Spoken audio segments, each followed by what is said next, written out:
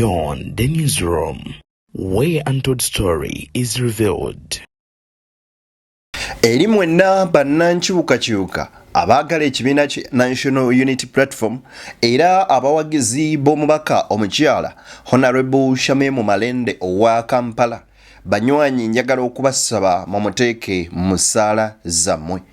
Ebiva gyali obulamu mwana tu si birungi yadde akamu n'akeddagala bangi mubadde mwebuuza Honorable waffe omulungi Shamim Malende yaddawa maama Kampala nga tetukyamulaba mu kooti nga yakola bingi okulaba ng'afuna kaadi okuddamu Ebuvanjuba nebugwanjuba ewaka wasigalawo ewasinga. Beyond the newsroom gwe mukutu ogukuleetera ekyo ekisinga katiranga naffe ng'oyita ku noti 771 44 53 ne noti 744 26 41 na bino bikulu tetulanga bafere tetulanga basawo ba kinnansi n'abagwa mu koowa eryo mwebale kutuwagira. Thank you. Mukiikirira abantu b'e Kampala n'ebirala ebiringa bwe bityo. Ebibuuzo bibadde bingi mu mitima gyammwe kyalwadde kinsobodde okufuna information yantuufu ekwata ku Honorable Shamim Malende era bambi obulamu bwe tebweyagala kweyadde akamu n'akeddagala ali mu ddwaliro naye embeera gy'ayitamu si nnungi eyadde akamu bwe kati muganda omutuufu agamba nti embeera gy'alimu oba gy'ayitamu munywanyi tewoomesa nakabululu katumusabire naye si birungi oluyi olwo.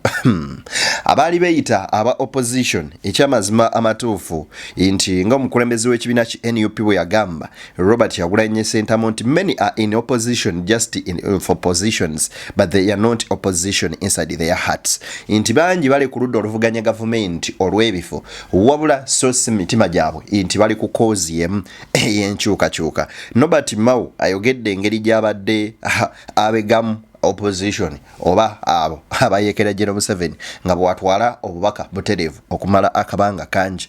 Bino nno bivuddewa era di butya bwe byeviriddeyo.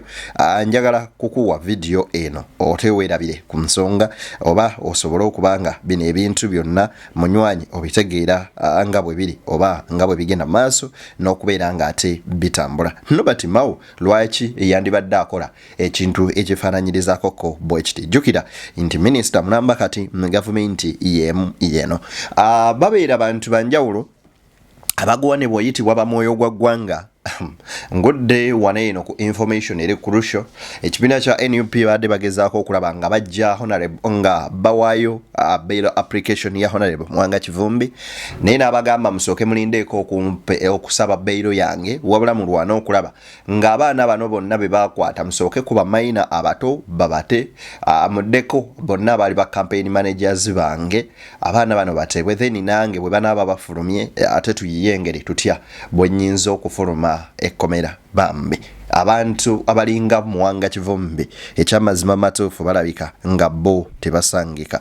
Musajja mukulu amanyikiddwako obulungi nga Nsibambi byasiba bikutuka era nga buwulira erinnya lye erya Nsibambi naye tugendayo byonna tusobola okubanga tubiraba era nga tubimanya buterevu nnyo nnyini ddala. Erinnya yenzeddeni akuweereza n'obuwombeefu bw'ekika ekyaggulu nkusaba video soko gyempere like ojja like ejja kudduka emisinde mingi etuuke kulese kino mwasobola okuba nga agifuna ate era mu ngeri yemu naawe nga gwe munundi gw'ogusoosola ba video zaffe. Njagala okukusaba gwe mu Uganda wange mwannyinaze yandaba era ng'oberera tuwegatteko mu butongole ng'osubscribinga koda mu kadde kajje personalize wakateeke mu all sobola ofuna notification ku mboozi zonna ennyuvu ze tukuteerayo ku makoto ogumanyikiddwa ng'ogwa Beyond the newsroom. Ate era tulina omukutu gwaffe omujja ogwadde ni exclusive weguli nnyo okulaba nga gukutuusaako nagwo ensonga. Tunula wansi mu comment section nkuteereddewo link gy'ogenda okutapingamu ate kutwala butereevu nnyo nnyini ddala ku channel yaffe eyo eyadde ni exclusive. Njagala sooka kuwa katambi kano katambi kano kenjagala okuwa kawulirize bulungi nnyo nnyini ddala. Wuliriza. Ekibiina nga kyo kyagala okumujja oba kumusabira bail afulume. Naye nina akatambi akamu ke nalabyeko kanso omuyizzi nga waliwo yabadde amu interviewinga n'agamba nti bagenda ne boogeramu ne Honorable Muwanga Kivumbi ku nsonga z'okumujja mu kkomera. Honorable Muwanga Kivumbi nga SG agamba basabire mu Honorable Muwanga Kivumbi bail aveeyo kubanga alina emirimu gy'alina okutambuza ng'omukulembeze bamwetaaga akole ki aweereze. Honorable Muwanga Kivumbi bwe bagenda ku saidi ya Honorable Muwanga Kivumbi yabagamba musooke mujjeyo abaana abato be bankwata nabo, muzeeko abaana abasoma be bankwata nabo bafulume, muzeeko ne ba agents bange be bankwata nabo abo bwe banaamala okufuluma ekkomera nange ngenda kusayininga empapula za bail nkole ki nfulume. Kyenatunuulidde mu nsonga ya Honorable Muwanga Kivumbi era ekimu ne bazisiza wadde taliiwo. Honorable Muwanga Kivumbi mu byayogedde mwabaddemu sense of humanity. Ekirala yayogedde ng'omukulembeze teyalekeredde bantu be bamukwata nabo. Bano abaagala okumweyimirira okumujja mu kkomera baatunuulidde Muwanga Kivumbi ng'omuntu kubanga bo balina bye baagala aweereze ng'omukulembeze, naye Kivumbi teyatunuulidde byagenda kuweereza oba teyatunuulidde bukulembeze, yatunuulidde bantu babamutuusa mmwe mu bukulembeze mu mwagala gy'aweereze. Oba ntegeerekese? Abantu abamu babayimiririrawo ne batuuka mu kiseera ekizibu ne babavaamu. Kivumbi yakigaanye wadde ng'ali mu mbeera y'okunyigirizibwa. Yagambye abantu be basooke babajjeyo kuba akimanyi nti ye gwe mutwe omukulu. Singa bano basooka ne bavaayo y'oluvannyuma naye ajja kukola ki? Ajja kuvaayo. Teyalekeredde bantu be. Naye bali abamujjayo bo batunuulidde Kivumbi kubanga balina be bamwagaza akole. Balinga abagamba bano be bakwata ne Muwanga Kivumbi tebalina byakukola oba bo tebalina mirimu gye basobola kuweereza ggwanga. Naye ng'ajjukira bonna babakwatira ku musango gutya gwe gumu.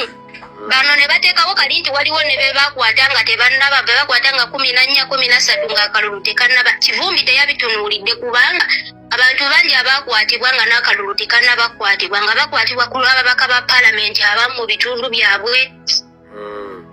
Mpuliriza akatambi kano ne kabaako kye kanteeka mu mutima gwange nti Kivumbi ku ebyo byonna byatunuulidde ne byayiseemu yamanya abantu be n'amanya nti waali bannayuganda be bamutuusaawo. Bw'owuliriza akatambi ako kalina gye kakusindika era gye kakutwala. Naye munzikirize nneme dayivinga nnyo deep mu nsonga ezo. Kansooke nkuwe ebya Honorable Malende. Wuliriza. Honorable Malende okujja mu campaign, she was advised by her doctors nti tusirisizza tukuwadde eddagala lino likuyise mu kaseera akaaki aka campaigns naye bw'ozimala bw'otagenda kufuna special treatment obulamu bwo buli maki. Malende ye kye yategeera teyayogera obulamu bwo buli private yabukuuma nga bwaki. Era okuva okulonda lwe kwaggwa yamalamu ndowooza gwali omwezi nga gumu. Kati politics yatuuka nti ebibuuzo bibeera bingi kakati ku bintu ebirabika. Kati NRM secretariat yawadde milioni 10 ng'ate ku balala ebadde zijja tekikola kubanga ne gundi yafa ono tufiddwafirwa Segirinya n'abalala ab'enjawulo. NRM secretariat teyavaayo. NRM secretariat ku Segirinya teyawaayo naye waliwo abantu baayo abamu kubaawa amabugo nga personal. Kakati ekifaananyi kye mbadde ndeeta nti Helen abadde ekimuli mu maggwa poliisi okutandika.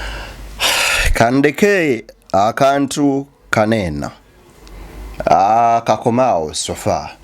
Ekikulu kibadde kyakumanya butya omubaka Shamim Malende bwali.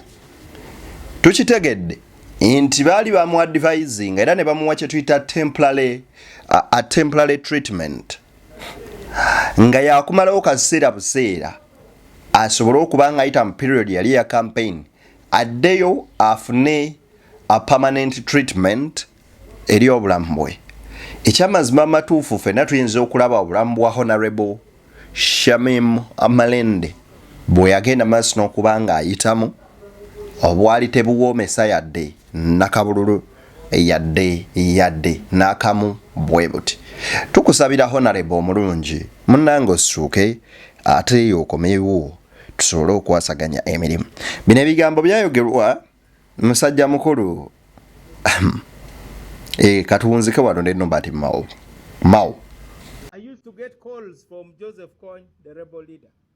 Some of you remember that I was even a suspect of being a rebel. But I wasn't the one calling him, he was the one calling me. And each time he would call me, I would go and brief the president. I would call the switchboard because I knew they were listening to my phone anyway. At one point, they suspected that I was a rebel. The military intelligence people sent somebody to trail me. I was doing some work at the Sheraton Business Center. When I went to the bathroom to ease myself, I found my flash disk missing. They got the contents and leaked it to the red paper. And the headline was, Gulu District Boss Nobert Mao in trouble over rebel links. So who knew that I had rebel links? And they reproduced some information that... Bw'owuliriza ebigambo bya Nobert Mao akugirayo ekifaananyi n'akikusiigira nti gwe okumulaba kati ng'ali mu government, it's not by coincidence. Oh, it's not that it had just happened. Never. This happened long time ago and he has been on government learning. Oh, a hidden personnel abadde akolera government eno okumala akabanga.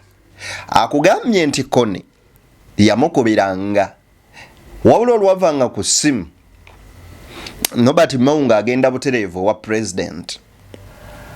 Abantu batini nnyo abasobola okwaccessinga president unless ng'abantu abo balina enkolagana ey'enjawulo ne president baba basobola omusisinkanira. I think buli waba beetaagidde. So Nobert Mao teweewuunyanga ne bye baateesanga ng'aba opposition era bwe yabisitulanga n'abitwalira omuntu oli.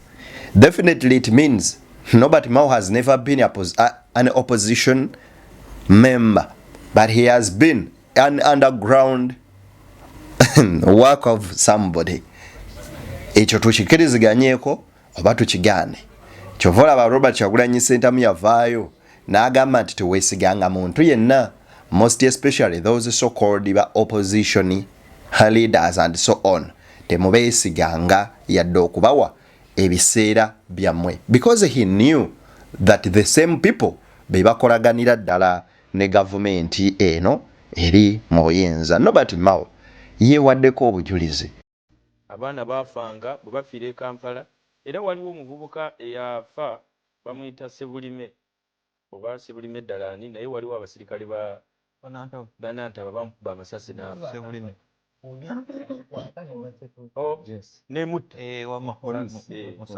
omuvubuka oyo bamuziika mu constituency yange y'e Kasambya mu ggombolola y'Ekibalinga. Singa omuvubuka oyo bamuziika oba yafa nga tusemberera okulonda, nkulayirira ne bwe nandibadde w'amaanyi nti I was not going to survive. Nali nteeka okugwa. Well, waliwo events ezimu eziyitawo n'ofunirawo omukisa. Naye mu bululu muno abantu abaafa baali bangi nnyo, naddala wano mu Buganda, nga tosuubira NRM kubeera strong, wabula obuwagizi bwayo bwali bukendeere.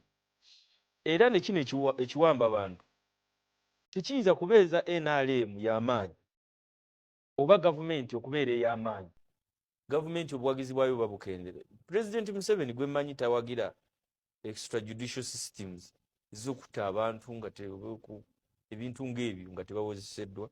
Olaba n'akalabba alabika yakoma dda okusayiningira omuntu okumutta. N'olwekyo nze nese kuvumirira yenna, nvumirira ekiwamba abantu. One, tekikosa bali be baba bawambye bokka, ne gavumenti yennyini kigikosa. Era omuntu yenna akikola okugamba nti protecting government katubawambe tubalage nti tuli b'amaanyi, oba olimba gwe wennyini oba weenafuyiza, kubanga toyinza kuwamba Uganda yonna kugimalawo. Abantu kati aba opposition batuwangula mu Buganda kakati buli yawagira Kyagulanyi oba ogenda kumuwamba. Ndowooza weeve eno era ne Honorable Kiwanda mwe temupapa nnyo kutawaana na kukola nkiiko zino za papa tugendeko eno abantu bajja kugenda bawona mpola mpola. Weevu yaliko etteeso mu 2006 nejevaayo negenda Mwakyoli 2016 nevaayo yaliko Kasese yavuddeyo kakati eri wano era ejja kuvaawo. Nolwekyo abantu mbaleke bakakane bino ebiwamba abantu tubivumirire ne sekuvumirira tuleke kubisiigirira akazigo kubanga tuyinza okubeera tuli wano twali tugamba lockdown curfew ne bakwata Lumushana atambula mu curfew. Bw'owuliriza ebigambo by'omusajja ono Kabanda Daudi David bikwoleka butereevu butya abasajja bano nabo bwe bamanyi nti ebikolwa ebikolebwa bibi era ebikolwa byabwe bibakola mpawo na kimu kirungi oba bannayuganda kye bafunamu era bakimanyi bulungi nti bye bakola byeyongera okusindika ewala ennyo nnyini ddala emitima gy'abannayuganda okubanga babakoowa. Ayeeyogeredde nga biva mu kamwa ke Daudi David Kabanda. Naye tunaafunamu nkoddi ka sense of humanity ne tumanya nti bano betuli nabo betuwamba betukola bino byonna bannayuganda bannaffe newankubadde leero tuli mu buyinza. You never know what may come tomorrow kubanga what comes around it goes around. Bintu biyinza okutuuka nga byabikukujju naye weebuuzeemuko odda luddawa igwe nga munnayuganda akola ebyo okutulugunya bannansi banno. Bibuuzo by'amaanyi, bibuuzo binene, ansa zaabyo ntono. Honorable Kawalya nno alina kyayikoze wano nsiba mbiwuliriza. Ng'omubaka wa parliament owa Mawokota South n'aleeta ebirowoozo bye mu komiti ng'awagira etteeka naye etteeka lyava mu executive. Toyinza ddi muteekako nti ate Nsibambi ye yalireeta kuba tali part of executive. Nsibambi ebbanga lyonna abadde akyaliwo opposition wano nga tuvudde mu kalulu we yagambye nti kanneegatte erudde. Mwami Kaddu bwe tuba nga twerabira bye tuzze tuyitamu kyannaku nnyo eri eggwanga lino. Mwami Nsibambi yayimukako olunaku olumu n'atugamba yagaggawala wa myaka 25 n'agamba nti yagenda n'atika ssente mu box kuva eri Libya ne bazingiza mu ggwanga lino. Bwe yatuuka wano yakola buyeekera. Weewaawo baasooka ne bazikwata naye baamala ne bazita. Bwe yatuuka wano yakola buyeekera. Embeera ebadde eriwo ng'amateeka weegali nange nfuna ssente eziyinza okuva eweeru. Katugambe ntaddewo group ngenda kwanjula ne waba mukwano gwange nampeereza ka message akasente nenkafuna. Naye ogenda okafuna wabaddewo criteria mubadde oyita ne bakusayiningako ku mbeera eya bulijjo. Nyina mikwano gyange n'abaana bange abali ebweru w'eggwanga si baana bange nti nze mbazaala naye abaana abanvunaanyizibwako bali bweru w'eggwanga. Tata muko kojja ngenda kugula ka poloti naye nafunyeewo akasente oluusi n'aba nga akaweereza buli mwezi ne kawera mugamba muganda wange ofunyeewo akasente bwe kati naye saagala kuuma sente zo ku akawunti yange badde nsaba tuggulira akataka. Abaana bonna badde baggalirwayo. Tomanyi masimu ameka genfunye okukakasa nti ddala tetukyaddamu kuweereza ssente kati eno ebweru twanonayo ki. Ekyokubiri abantu bakkiriza bagende bakole ebweru. Omaze okubakkiriza ate otaddewo embeera ennyonyi zitwala mu bawalabu buli lunaku. Otaddewo embeera ebasibikira ate bw'ogenda nti kati mufuuse bagwira. So mukama wange kyobadde obuuza kiwanvumu naye mu byonna President atuyambe aveeyo atulage abantu abo abakyamu olw'eggwanga lino. Bino byonna bibaawo era amateeka gano gajja naye nga galina ba individuals begajjiridde. Omusajja oli yakunnyonnyodde etteeka badde bamuyita David video nagibawadde bw'obala video ng'emu emabegako awo ojja genda olabe mu video endala eri wansi awo osobole okulaba ensonga we ziri. Kati kasooka enkuweeko kati ni ku George Musisi. Sooka omusomesa wange ate lieutenant National Command Council. Okumanya kw'amateeka nze sikubuusabuusa. Mpozi nakala kankajo kuba complaininga nnyo kuba Honorable Nsibambi abadde naffe ne struggle no yaginsookamu era agimazimu ebbanga gwanvu. Era embeera agimanyi. Kwegamba abantu abatamatidde na bano abali oludde eri kibabadde nabo n'engeri gye beeyisaamu si mpya gyali. So saagala abeerenga faaza afuuse omusamize naleka okugamba nti bano abakatuliki nga batuleekaanira naye obadde nabo emyaka gyonna wakalaba nti baleekaana. So kati embeera eyo okugamba nti bano banvuma bakola ki agimanyidde bulungi. Naye njagala kwogera ku spirit. Lwaki ngambye nti nno okumanyako kw'amateeka sikubuusabuusa n'akamu. Akimanyi era bannamateeka era ne ba MP bonna bakimanyi nti bw'oba okola etteeka ekimu ku kikulu ky'otunuulira lijja kuziba kituli ki. Bulwadde ki bwe tulabye. Kubanga Parliament tina kumala budde bwayo bungi. Era Imam Kasozi nalabye abagamba nti n'ennaku zino 12 ze musigazza mulabanga eno ensonga enkulu nti bw'otagiyisa mu Parliament eno ensi egenda kukwata omuliro. Bulwadde ki obuliwo bw'ogamba nti bannange bw'otayisa tteeka lino oba etteeka lino lijja kuziba kituli kino. Kubanga etteeka eddungi terina kutagetenga muntu omu. Tulabyeko amateeka agayisiddwa mu mbeera bweti ne gatakola.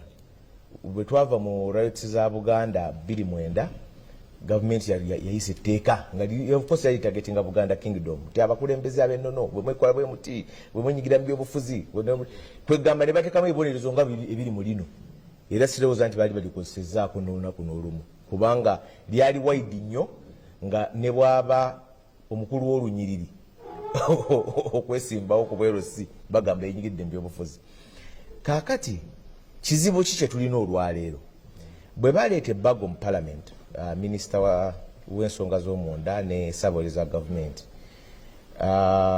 ndowooza obukiiko petitions ze bafunye zisoba mu 10 ng'oggyeko abo ababiri ayinza okubeera bwe mbasibubiddwa kubanga bwe nagezaako okukibuuzizaako lulindooza omuntu yekka owokusatu yali wagira yali omubaka wa Mawokota North Council Haji Lieutenant Yusuf Nsibambi.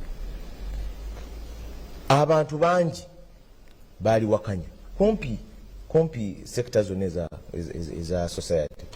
Abannaddiini nga bw'oyogedde, abasuubuzi, ababanka, abapunta, bannamateeka, abasawo, ndooza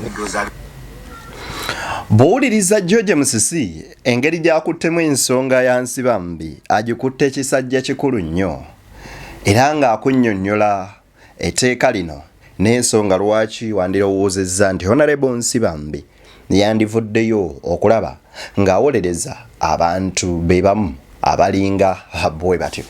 Anyway, awo njagala nkuggyeko kansooke nkuwe wanaye n'okatini nnyo ku mwami ono. Nalabye gavana nga naye alina by'ayogera ku byenfuna bye.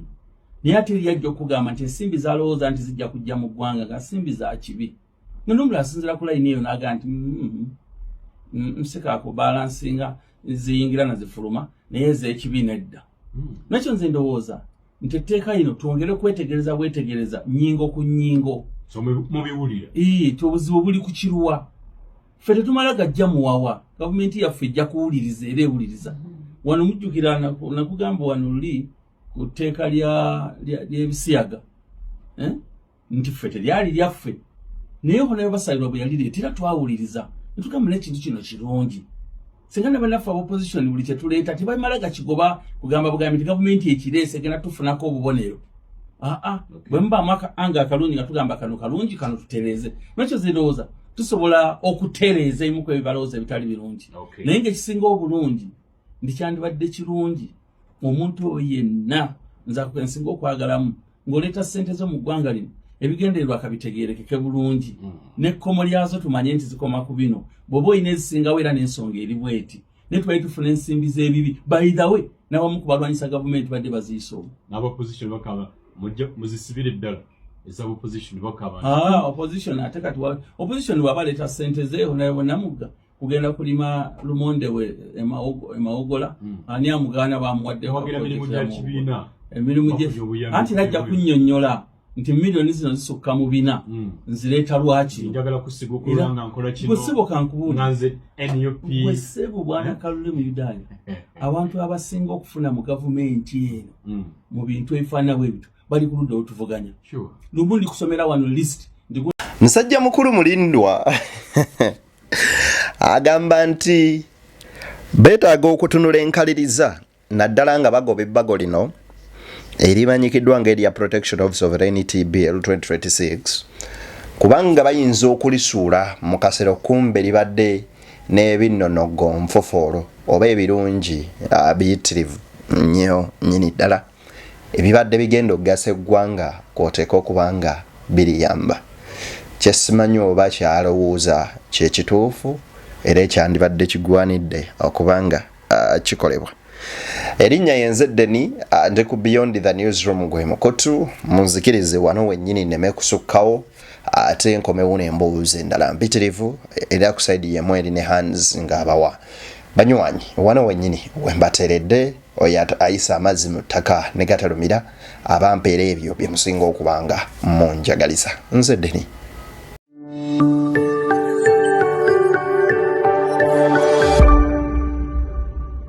Beyond the Newsroom, where untold story is revealed.